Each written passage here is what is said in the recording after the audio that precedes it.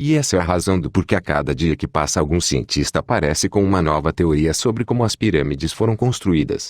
E cada um diz que a sua teoria é a certa. O que prova que todos os cientistas que pesquisam o assunto estão mentindo com suas teorias. Se a tecnologia que foi usada para construir as pirâmides não existe nesse mundo, todas as teorias e histórias de como as pirâmides foram construídas são mentira. Eles não podem saber a verdade sobre as pirâmides, porque as pirâmides foram construídas com poderes de Deus. Nos documentários da grande mídia, eles ensinam para a sociedade que as pirâmides foram feitas com pessoas puxando pedras de milhares de toneladas usando cordas. E a história é tão bem mostrada e explicada que parece até verdade. Mas é mentira, tudo que você vê por aí. O conhecimento cabalístico fala na existência de uma criatura chamada Shamir. Ele foi criado por Deus para cumprir certas missões, uma delas a de servir como instrumento na preparação das pedras do Templo Sagrado de Jerusalém, já que a construção da obra mais sagrada do mundo, a moradia para Deus na terra, não permitia a utilização de instrumentos de metal, usados em guerras. Este bichinho era chamado Shamir. Há referências dele no 5º capítulo do Pirkei Avot, Ética dos Pais, a de que ele foi criado na véspera de Shabat. 10 coisas foram criadas na véspera de Shabat, no crepúsculo. São elas: a boca da terra, a boca da fonte, a boca do jumento, o arco-íris, que era o sinal de Noé de que não haveria futuros dilúvios, o maná, o bastão, o verme Shamir, a escritura, a inscrição, e as tábuas da lei. Alguns mencionam também os espíritos destrutivos, o túmulo de Moshe, e o carneiro de Abraão, nosso patriarca. Alguns dizem também que os alicates, que são feitos com alicates. Pirkei Avot. Também encontramos sobre o Shamir, no Midrash da Parashat Tetzaveh. Como se cortavam as pedras para o efod e o shosen? O Midrash explica. As 2 pedras preciosas das alças do efod, e as 12 pedras preciosas do shosen, deviam ser cortadas de um certo tamanho. Porém Deus proibiu que se usasse uma faca, ou qualquer outro instrumento para cortar essas pedras. Como então cortar as pedras?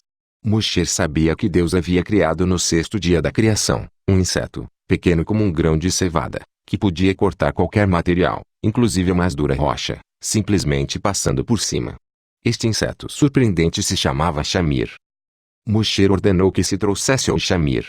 Este foi passado pelas pedras preciosas do efod e do shosen, e estas se cortaram exatamente sobre a linha marcada pelo artesão. Recentemente, uma instituição unicamente religiosa e dogmática inaugurou com pompa e circunstância um templo gigantesco no bairro do Brás, em São Paulo, com a presença de autoridades como o governador do estado e o feminino de presidente da República. Segundo o eminente diretor de instrução religiosa dessa instituição, o templo foi construído a partir de um projeto feito por Deus, executado pelos seus servos, e único no mundo inteiro. Me lembrei de um templo com semelhantes características, em Jerusalém, mas que jamais poderia ser reproduzido em qualquer lugar do mundo, nem mesmo lá, devido às circunstâncias em que teria sido erigido. O Templo de Salomão, ou Beit HaMikdash, do original hebraico, foi construído na antiga Jerusalém, no Monte Zion, durante o reinado, sim, dele, o rei Salomão, daí o nome, por volta de 832 a.C., tendo sido destruído por Nabucodonosor em 587 AC. Contudo, não há evidências arqueológicas concretas da existência deste templo. O processo de sua construção é tão misterioso que envolve desde sociedades secretas, como a maçonaria, até mesmo a lesmas mutantes. Tratando-se de um templo onde a própria presença divina, a Shekinah, habitaria, uma série de cuidados foi tomada na sua construção. O que nos interessa agora? Nenhuma ferramenta que pudesse ser usada como arma deveria ser utilizada durante a construção. O Zohar declara que o templo foi construído com pedras preparadas na pedreira e não houve martelo, ou machado, ou qualquer utensílio de ferro se ouviu na casa, enquanto o edifício se edificava. A respeito disso, Rabino Shimeon disse, a frase se edificava implica autoedificação, significando que as mãos dos artesãos não tocaram nas pedras. Ok, agora as coisas começam a ficar interessantemente estranhas. Se nenhuma ferramenta que pudesse causar derramamento de sangue foi utilizada, então como diabos, conseguiram cortar os pesados blocos de pedra que foram usados para erigir o templo? A Cabalá nos fala do Shamir, uma espécie de verme que, com sua secreção, era capaz de cortar não apenas rocha, mas também metal ou até o diamante. O Shamir seria um pouco menor que um grão de cevada e seria uma das 10 criações milagrosas de Deus no crepúsculo do sexto dia, o Exameron. Para satisfazer sua curiosidade, as outras 9. 1. A abertura no chão que engoliu Corache e seus rebeldes. 2. O poço de Miriam, história narrada num Midrash. 3. A boca da mula falante de Balaão. 4. O arco-íris de Noé. 5. O maná. 6. O cajado de Moisés. 7. O Shamir. 8. O alfabeto hebreu. Em outras fontes é dito que o alefabete foi criado 2 dias antes do primeiro dia da criação. 9. As 2 tábuas, onde foram gravados os 10 mandamentos. 10. A inscrição dos mandamentos nas tábuas.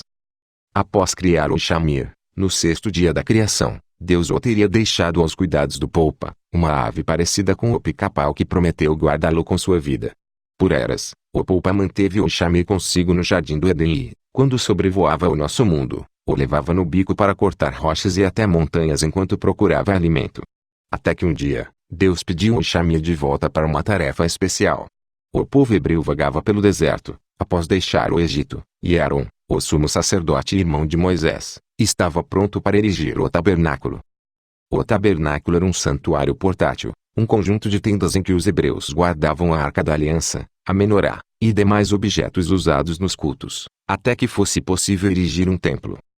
Teria sido utilizado primeiramente por Moisés, para gravar em 12 diferentes tipos de pedras semi-preciosas os nomes das tribos de Israel, que seriam usadas na vestimenta do sumo sacerdote. Moisés pegava uma pedra lapidada, escrevia o nome da tribo com tinta e mostrava para o Shamir. Voi lá. Só de olhar, esse bicho bizarro já gravava o nome na pedra conforme Moisés queria. Depois disso, Deus teria devolvido o Shamir aos cuidados do Poupa. Para conseguir construir o templo conforme ele é descrito na Torá, o rei Salomão precisou pedir orientação, pois uma série de problemas logísticos dificultavam a tarefa. Por exemplo, já que não podiam usar ferramentas de ferro, como cortar as pedras e a madeira. Foi quando seus conselheiros mencionaram o Shamir pela primeira vez. De acordo com os diferentes relatos, Zohar, Midrash, Talmud, Guemará, o rei Salomão pode ter mandado seus servos ao redor do mundo para encontrar o Shamir, tendo achado o dito cuja no fundo de um poço, ou recebido a informação de seu paradeiro de Asmodeus, o rei dos demônios. Ao ser invocado, Asmodeus contou que não detinha o Shamir consigo, sendo, na verdade, uma posse do rei do mar. O rei do mar, por sua vez, contou que o Shamir estava aos cuidados do Poupa. Para conseguir o verme, os homens do rei esperaram até que o Poupa deixasse seu ninho para procurar comida para os seus filhotes, cobrindo-o com um vidro branco. Ao voltar para o ninho, o Poupa colocou o Shamir sobre o vidro para quebrá-lo e o emissário de Salomão aproveitou para assustar o pássaro. Em choque, o Poupa derrubou o Shamir, que foi imediatamente embalado para a viagem. O Poupa, então, se matou, por não ter sido capaz de cumprir a função para a qual fora designado. Muitas fontes descrevem o Shamir como um mineral ou uma espécie de gelatina encontrada na natureza, mas a descrição mais aceita, do Shamir como um ser vivo, vem dos relatos de que ele cortava pedra, madeira, ou metal, só de olhar para esses elementos. Se ele olhava, tinha olhos, logo. O único jeito seguro de conter o Shamir era dentro de uma caixa de chumbo, envolto em cera e com alguns grãos de cevada para se alimentar. Por conta desse relato sobre a caixa de chumbo, o Shamir foi referido por Immanuel Velikovsky, um psiquiatra russo-judeu, autor de uma série de livros que reinterpretam acontecimentos da história antiga, como sendo radioativo. Seus livros usam mitologia comparada e fontes literárias arcaicas, incluindo a Torá, para ligar que a Terra sofreu aproximações catastróficas com outros planetas, principalmente Vênus e Marte, em tempos passados. Velikovsky alegava que os efeitos eletromagnéticos têm um papel importante na mecânica celestial. Ele propôs também uma cronologia revisada para o Antigo Egito, Grécia, Israel, e outras culturas do Oriente Próximo Antigo. A cronologia revisada visava explicar a assim chamada Idade das Trevas do Leste do Mediterrâneo, c. 1100 a 750 AC, e conciliar a história bíblica com a arqueologia acadêmica, e a cronologia egípcia. Finalmente, o Shamir teria perdido sua habilidade de cortar qualquer coisa quando da destruição do templo por Nabucodonosor. Ele não teria sido destruído, apenas desativado de alguma forma, tornando-se uma criatura comum e inofensiva. O Shamir era uma tecnologia. Em seu livro Sacred Monsters, o Rabi Nathan Slifkin questiona se o Shamir não seria, na verdade, o verme comedor de pedras Euchondrus, bastante comum no Chipre, Turquia, Síria, Jordânia e Israel.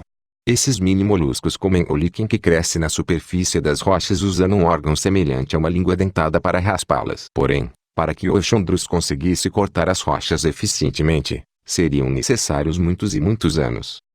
Como todas as criaturas fantásticas da Torá, incluindo o Sai, o Leviatã, o Behemoth, unicórnios e a cobra falante, o Shamir permanece sendo estudado e analisado como uma curiosidade da criptozoologia. E as pirâmides? As pirâmides foram feitas pelos anjos para guardar o livro de Raziel, guardar os conhecimentos que Adão recebeu no jardim do Éden.